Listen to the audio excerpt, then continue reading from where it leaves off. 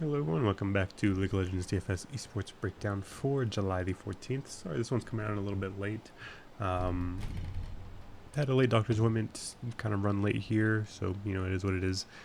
Because this video is coming out late and my throat and nose are still not 100%, this was going to be a little bit of a still shorter, condensed version video.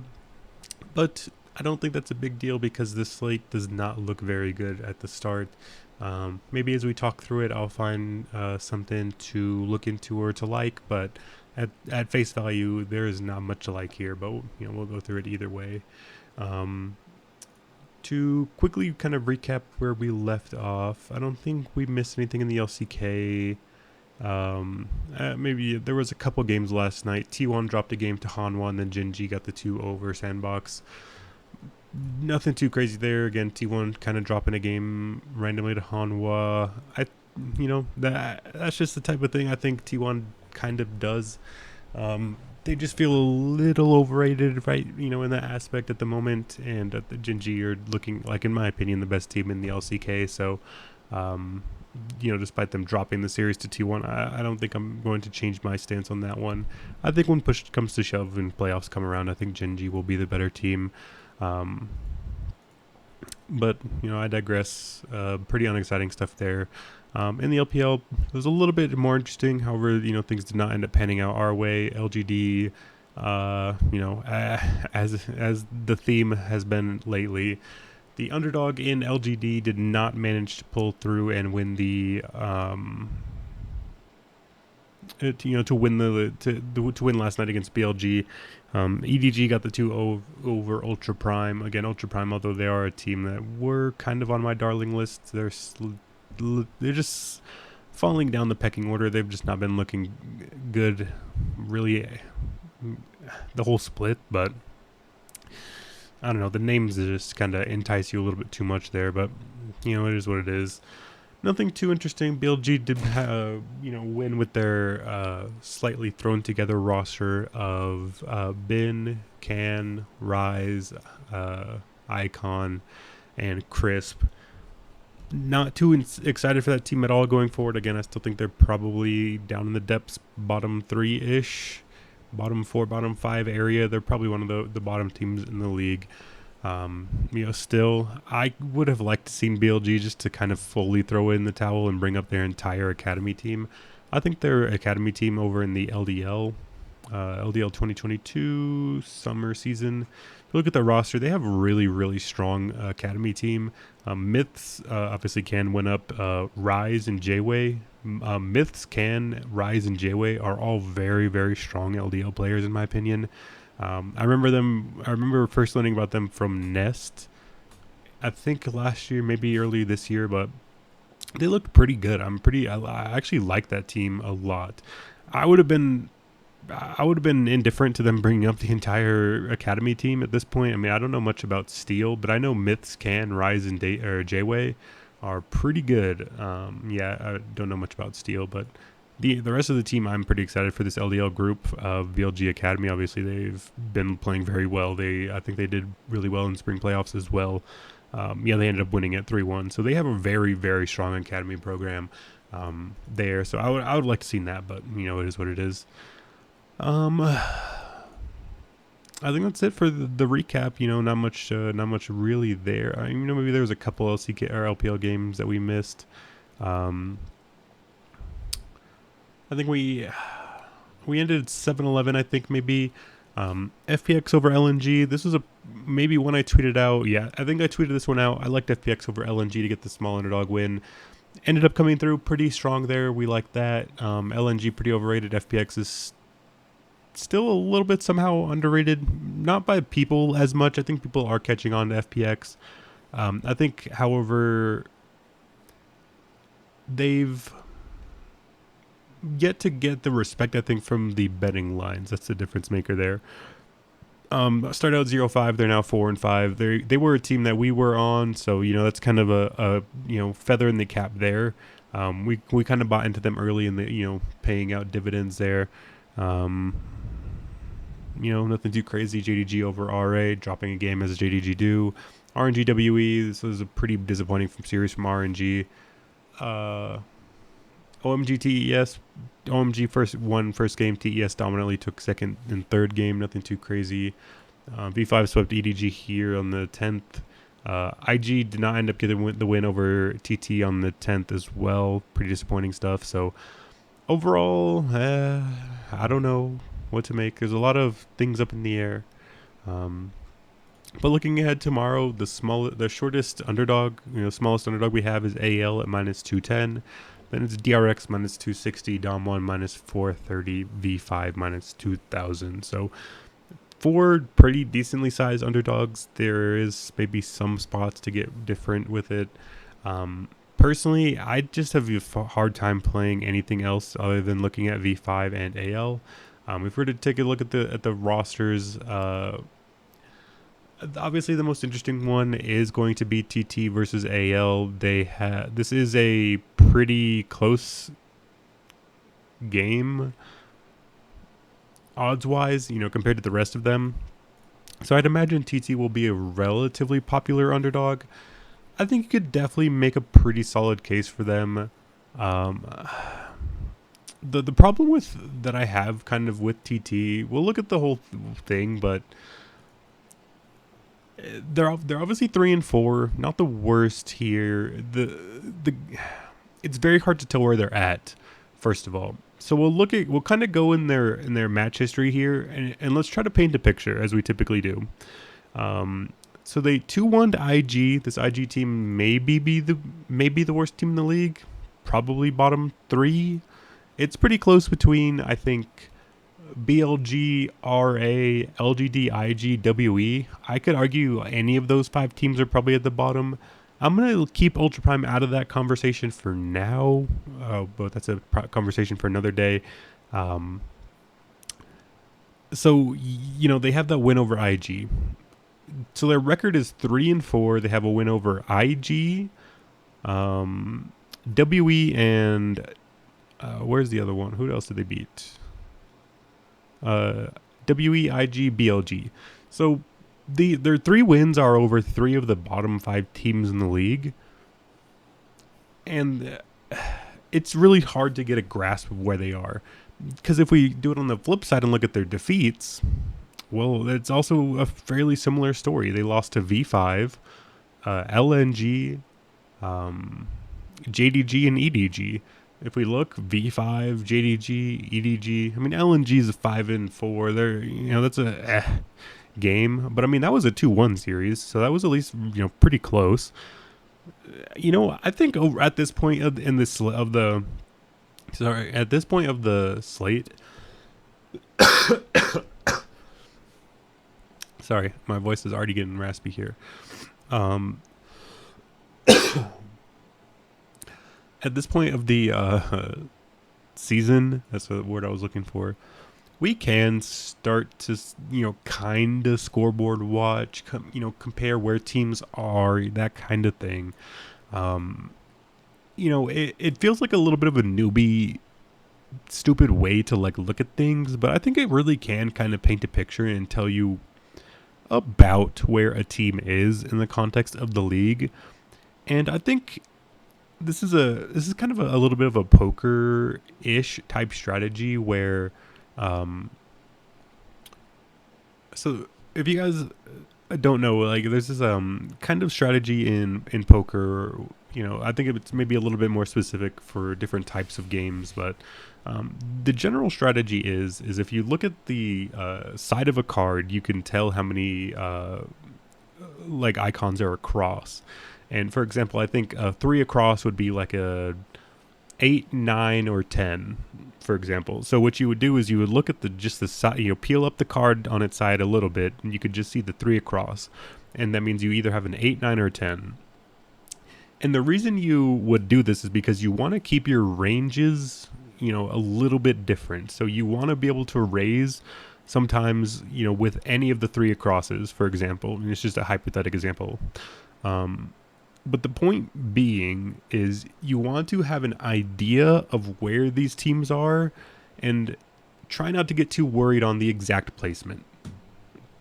That's why I often talk and look about the league in tiers.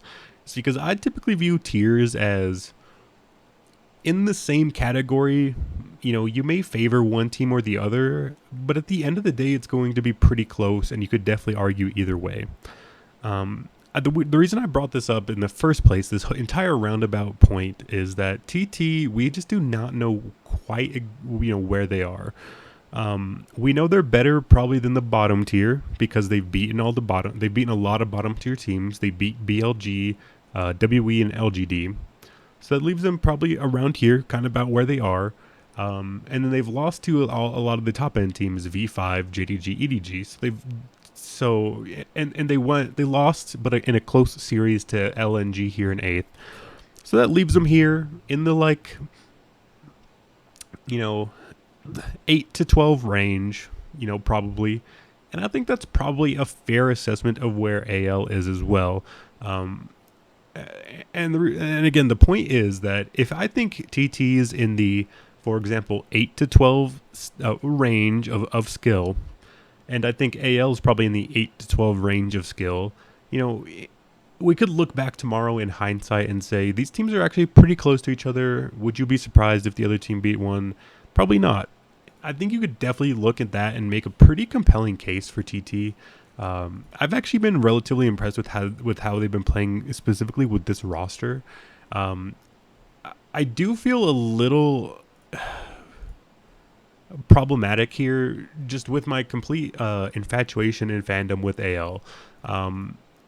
I feel some hesitancy here. I feel like if I was objective, I think there's a pretty good case to go with TT here. And that's why I'm spending so much time on this series, because, spoiler alert, I'll just save you guys. If you guys are short on time, I'll save you the time. I think DRX, Dom1, and V5 all should get the 2-0. Those LCK matchups are pretty random. We'll talk about some stuff in a little bit about why there's a lot of kind of intricacies of why there's a lot of 2-1s and stuff at the moment. We'll touch on that in a little bit, but spoiler alert, I think every other series is probably a 2-0 in the favorites fashion, or it should be. So I want to do so that's why I'm spending a lot of time on this one. So we just talked about TT. They've beat a lot of bad teams. They lost to some good teams. That leaves them anywhere in the middle. That's a wide range when we're talking about probably having 5 elite teams, 5 bottom tier teams. So that leaves 7 middle spots, because there's 17 teams in the league. Easy math. That's a wide range of where this team could be. And I think AL is also in that range. So if we look at the AL side, they do have some pretty better wins, that's for sure. However, again, they have wins over RA, IG, lost to LGD, but, I digress. They beat RA, beat IG, beat Weibo, Ultra Prime. I'm missing a win here, right? RA, BLG, RA, BLG, IG, Ultra Prime, and Weibo. So these first 3 wins, not very impressive. I'll give you that. I think, again, those are 3 of the bottom 5 teams, just like the case I made for TT. Except they have some wins over, I think, the other middling teams, and that is the difference maker. That, explains why the price is the way it is. The big caveat here is that they were a pretty big favorite against LGD.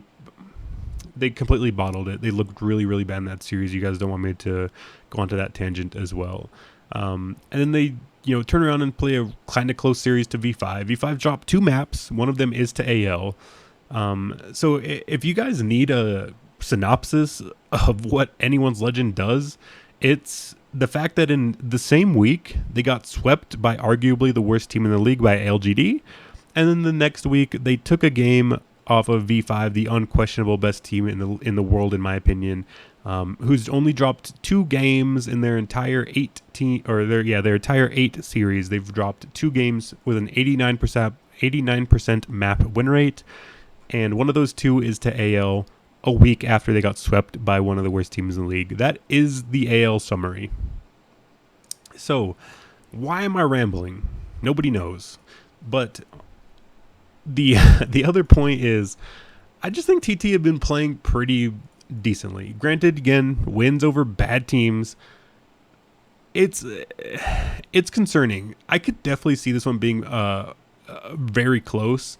AL managed to, I think, to pull a lot of wins out of a hat recently. We'll look at. I want to see something. I think I could pull up a interesting graph here. So if we look at this series versus Ultra Prime, I think they did it against Weibo here as well. Actually, this is the wrong link I'm looking for. Oh, is it here? Ultra Prime AL match history link. I'm hoping this shows us a gold graph. That's what I'm looking for.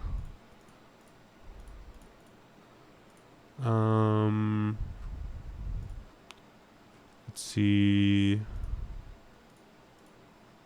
Nope, not right. Not showing me what I'm looking for. Stats graph. Damage to champion gold. No. I was hoping for something similar. We're gonna do something very rare here, and we're gonna look into the VOD of these games.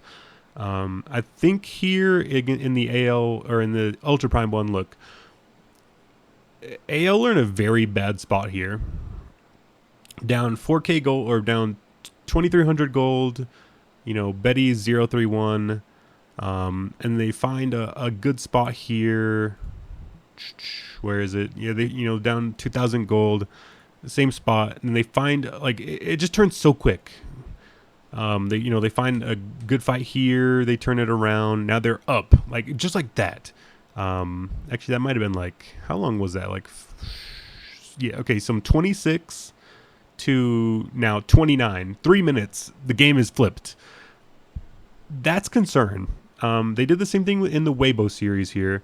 Oh no, not the scoreboard. VOD link.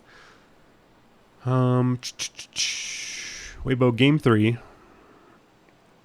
See, it's already most replayed. You guys, a lot of other people are looking at this.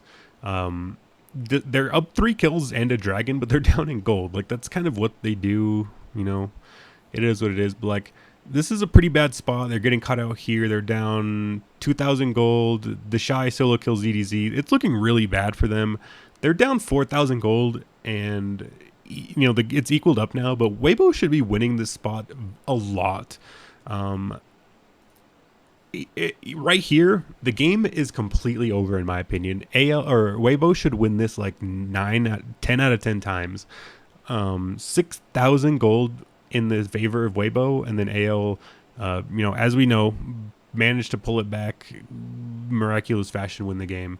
The point being, AL have not been playing their early games well, and that definitely is problematic. It's completely opposite to kind of what they've been doing, and that's the kind of problem. I wish Oracle's Elixir still had this, but they don't have the goal difference of 15 like they do in the LCK. But I would love to see that, because they've not been playing well. They've been pulling a lot of series out of the hat, and I just worry that TT is decent enough to go ahead and just punish them. But again, kind of on the other side of the same coin, if AL have been playing these late game or these mid to late games so well, and they've been pulling these series out of a hat, what will they look like if they have a good early game? If their first 15 minutes are as good as their last 15 minutes, then they could be an actually good team. And that's kind of the other side of the coin. And that's the coin that you flip with AL every time they play. Objectively speaking, you should probably have exposure to both sides of this. Jordan speaking, I'm going to have AL. I'm just an AL addict. I say it loud and proud because they've just been my boys, who I've rode with for probably 3 seasons now, or 3 years, not seasons, 3 years. I've been on this AL side with, formerly Rogue Warriors. The time that they actually got banned for match fixing, and then the time, a month ago where I accused them of match fixing. So it's been up and down, but long-winded. I just have to slide with the AL side, but it's tough.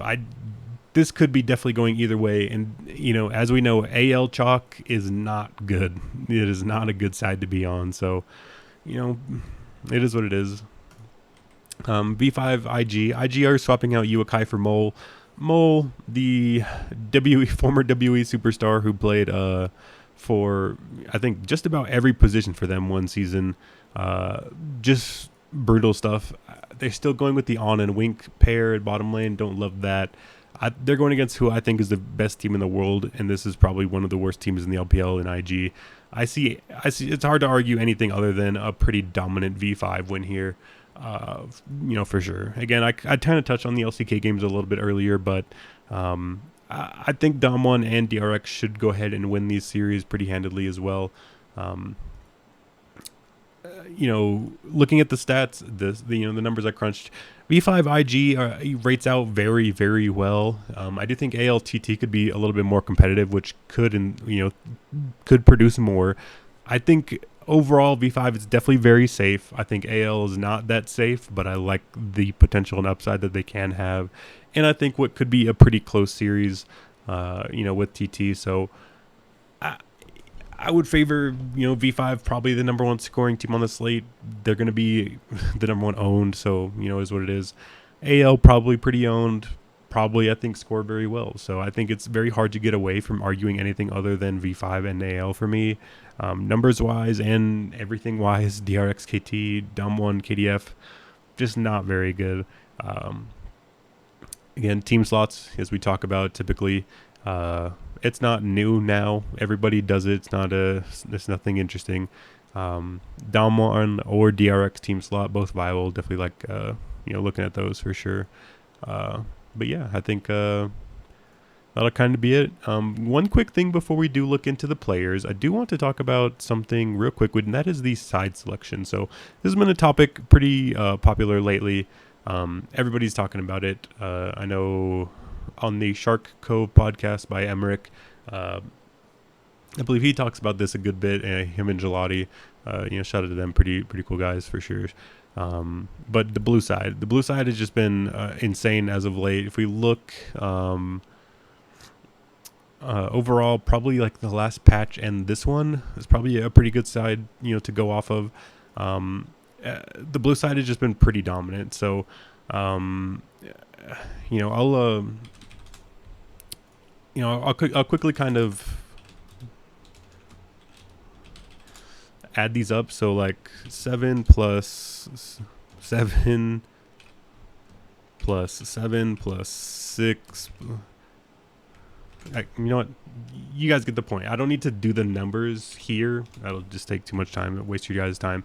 But I mean, look, blue side, 7-1, 7-2, 7-0, 6-2, 6-1, 5-1, 5-1, 5-3, 5-0, 5-2, 5-4. I mean, we're getting down to pretty bad teams. They still have a better blue side win rate. IG 3-2, LGD 3-1, RA 3-2, WE 2-2. Ultra Prime are the only team in a 17-team league that have a negative win rate on blue side. That's just a miracle. That's just an anomaly almost. T1 6-2, Genji 6-1, Damwon 5-4. A lot less pronounced, but I think the LCK is a bit odd in the fact that the league is just so insanely top heavy. I mean, obviously Fred at Brion 1-7, but they lose every side, so it is what it is. But Nongshim 2-4, DRX 2-3. That's kind of the only one that stands out a lot to me. Is DRX is not that great on the blue side. But I mean, KT, Kwangdong, Sandbox, every team. Like, how many is that? That's one team negative, 2 teams negative, 3 teams negative, 4 teams negative. I mean, but a lot. 3 of those 4 teams I think are really bad anyway. It's 1, 2, 3. I mean, Nongshim, DRX are not that bad, but Hanwha, Fred, Brion are pretty bad. So like, I don't know. It's a crazy thing going on at the moment where the sides matter so much. That's another thing to keep in mind. I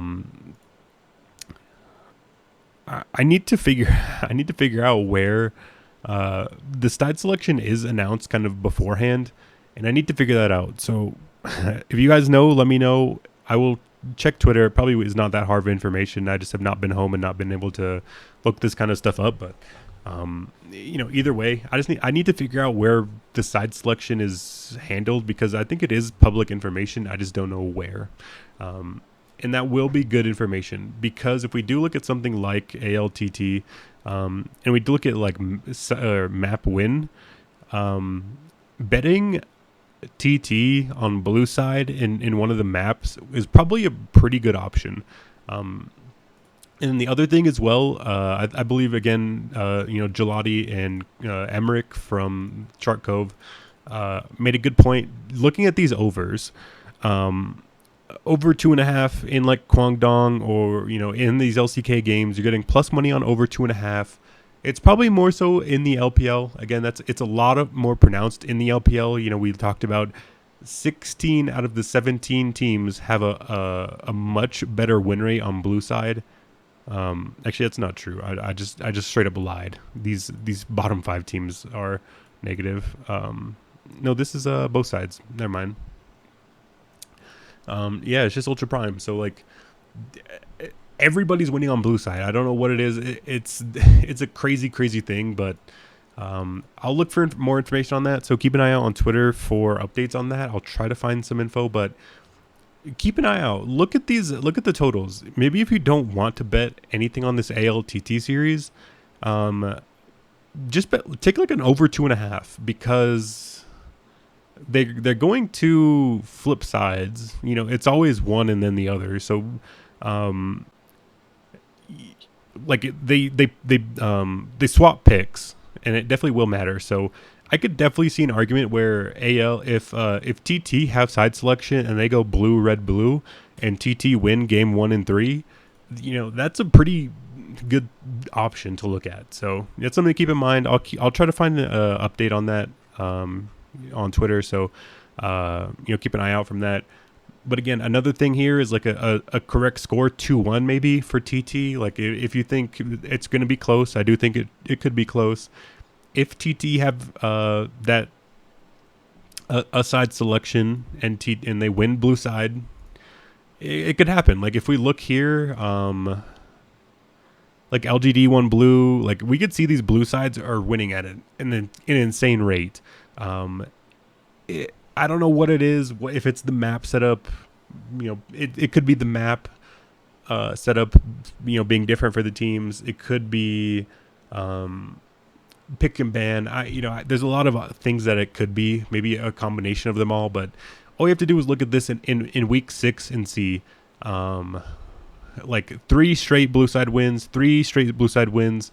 It was 1-1 here, 2-1 here, 2-1 here, 2-0 here. It's just an insane win rate on the blue side at the moment. So keep an eye out, look for that information, and act accordingly. I will try to find some info and keep that piece of info updated. I'm probably a little bit late to the party, so I'm not as versed as everyone else. I think these numbers used to be a lot better, and the books caught up to what people were doing, but keep an eye out for that stuff. And then we'll quickly look at the players before we get out of here. I'm just going to throw in anyone's legend and V5. Actually, we could do that over here, and that'll be a little bit better. So we'll look at the player stats, LPL, players. Look at probably just the most recent patch and this one. We'll look at wins, and we'll look at obviously AL, and then V5.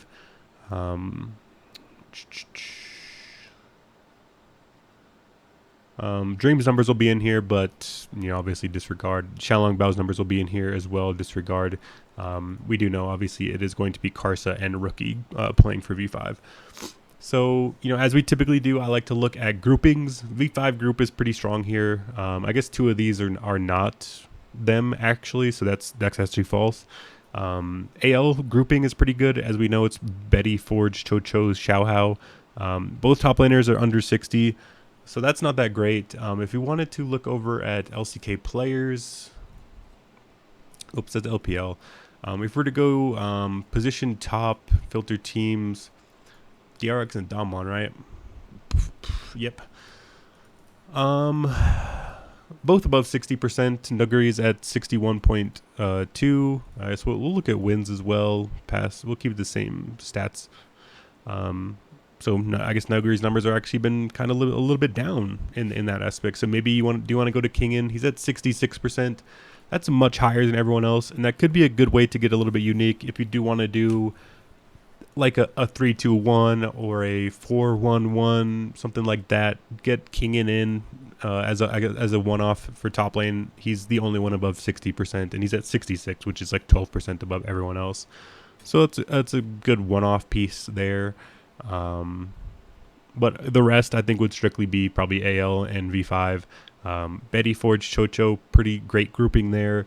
When it comes to V5, it's Photic, PP God, and then Rookie Karsa are kind of a little bit below them. However, I think these V5 numbers, specifically for Rookie and Karsa, are probably likely to improve. I can't imagine Rookie sits below 70% conversion for much longer. So that'll be it for me today. My voice is definitely starting to diminish, but I think we kind of talked about everything I wanted to touch on. So hopefully you guys got a good bit of info and stuff from this one. So keep an eye out. Hopefully I can have a little bit more details on the side selection stuff. That's, I think, a pretty important key thing to look at. So that'll be it for me tonight. I'll see you guys all again tomorrow for Call of Duty and for League of Legends. Actually, I should have a Call of Duty video up tonight, and then Call of Duty and League tomorrow.